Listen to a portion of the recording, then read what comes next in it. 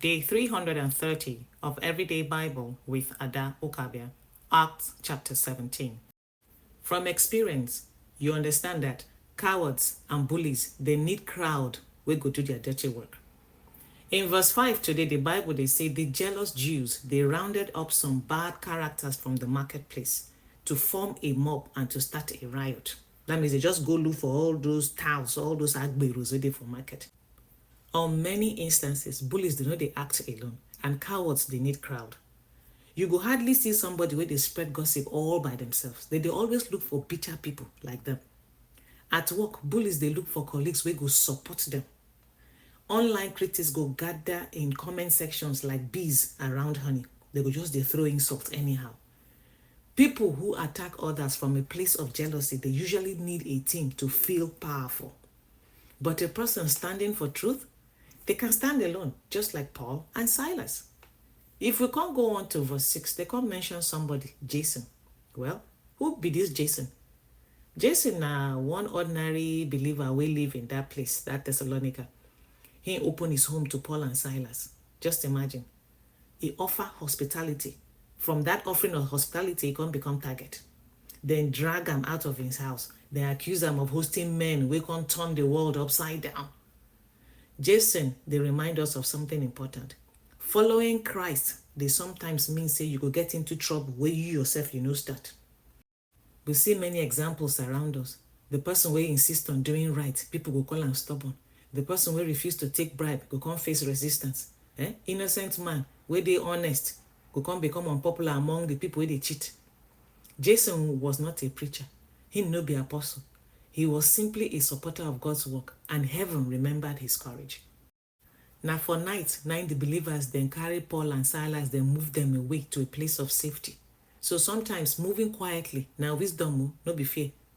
There are seasons when God will deliver you loudly with fireworks, with thunder. And there are times when he will tell you, move quietly, don't announce it, don't post it, just go. No be everyone deserves to know your next steps. Some breakthroughs require silent movements, especially when surrounded by jealous eyes or hostile spirits. If God leads you to move at night, trust him. Safety is also part of God's plan.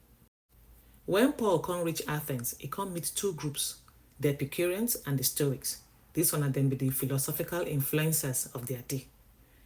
The first group believes say life is about pleasure, then they avoid pain, then they enjoy themselves, they don't think too much about judgment of God. Today, we see them in people where they talk, say, do whatever makes you happy. Life is short, enjoy it. There is no heaven or hell, just vibes. Eat, drink, and be merry. Now, the mindset of these Epicureans behind unhealthy pleasures, addictions, and careless living. The other group, the Stoics, then believe, say, you need to be strong, control your emotions, don't show weakness. Reason is everything, accept life as it comes. Today, we see examples of them as emotionally distant people, hard-hearted leaders, those who believe crying is weakness, and people who don't need anyone. These two groups, they still they work amongst us. One overly indulgent, the other overly rigid. And Paul speaks to both hearts. They can't emphasize, and even in verse 21, Athens was filled with people who spent all day debating the newest ideas. Nothing productive. Always talking. They need to ever do anything. People who spend hours gossiping instead of growing. Then plenty for our community now, Abi. People who go criticize others as in they make progress, yet they never start anything. Social media comment warriors will not get any kind of achievement. Or people who love controversy but then hate responsibility. Oyibo man say an idle man becomes a breeding ground for confusion. Growth requires action, not endless discussion. So don't be a lazy bone. Then Paul can't notice written they write on an altar to the unknown God. Just imagine, you they worship a God where you don't know. But now the exact thing way some people they do today, they go church but they don't know God personally.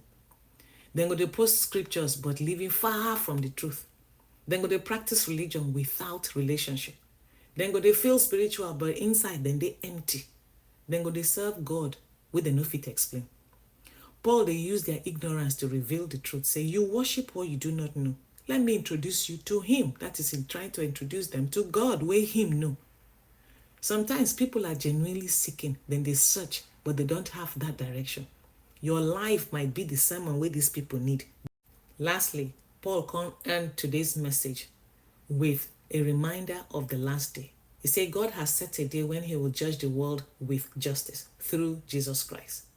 In a world where evil be like say a day unchecked, where corrupt people they rise, where good people they suffer, where innocent blood they cry every day from the ground, God they assure us say there will be justice.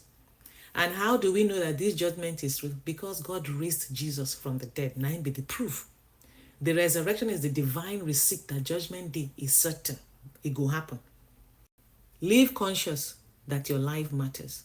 Don't envy the wicked. Judgment is sure. Make you no stop to do wetin dey good o. God dey see us.